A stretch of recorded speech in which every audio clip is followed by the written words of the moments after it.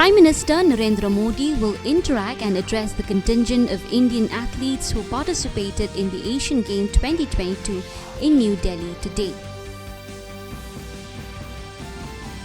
Women and Child Development Minister Smriti Irani today launched the Protocol for Management of Malnutrition in Children in New Delhi to combat acute malnutrition.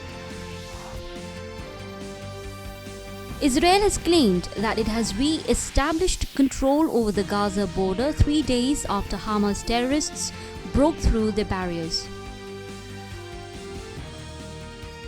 India and Saudi Arabia have agreed to promote investments in the new and renewable energy sector.